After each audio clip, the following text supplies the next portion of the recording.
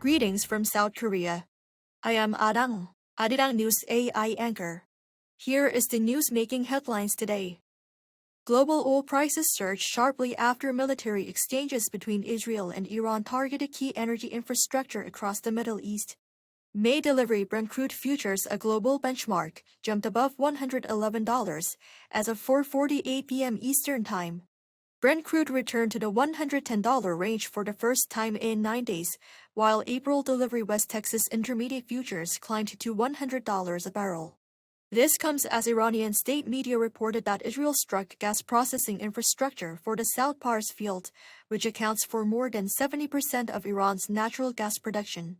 Iran retaliated with attacks on nearby countries including Qatar's energy infrastructure. The U.S. Federal Reserve has held its benchmark interest rate steady for a second straight meeting, maintaining its projection of one rate cut this year, as uncertainty grows over the economic fallout from the ongoing U.S.-Israeli war against Iran. At its two-day Federal Open Market Committee meeting on Wednesday, the central bank decided to keep the federal funds rate unchanged in the 3.5 to 3.75% range. The move leaves the interest rate gap between South Korea and the United States at up to 1.25 percentage points.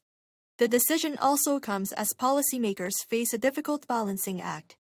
Rising global oil prices are fueling concerns about renewed inflationary pressure, while a weaker U.S. labor market adds to worries about slowing growth. The latest employment report showed the economy lost 92,000 jobs last month. U.S. President Donald Trump has suggested that countries heavily dependent on energy shipments through the Strait of Hormuz take responsibility for securing the waterway once the current crisis is over. In a post on social media platform Truth Social, Trump questioned what would happen if the U.S. stepped back after finishing off the threat from what he calls the Iranian terror state, arguing that nations relying on the strait would be forced to act. Trump's remarks hint at increased pressure on allies who have resisted U.S. calls to deploy naval forces to protect shipping in the strait. Though the Strait of Hormuz is a critical route for global oil shipments, the U.S. has a relatively low dependence on Middle Eastern oil imports, whereas Asian and European economies, including South Korea and Japan, are much more reliant on oil from the region. President Lee Jae-myung has called for ongoing dialogue among labor forces, management, and the government to address a vicious cycle between job security and labor flexibility in South Korea. Speaking at a meeting with members of the Economic, Social, and Labor Council on Thursday, Lee said regular workers tend to take a highly defensive stance to protect their job security, leading companies to rely more on non-regular hiring and outsourcing. To break the cycle, the president stressed the need to expand labor flexibility alongside stronger social safety nets so that losing a job no longer threatens someone's basic livelihood. He urged the council to seek a balanced solution through compromise. The Economic, Social, and Labor Council is a presidential advisory body that brings together representatives from labor, business, and government to discuss labor policies. A new U.S. intelligence assessment says North Korea has strengthened its military capabilities through support provided to Russia in the war against Ukraine.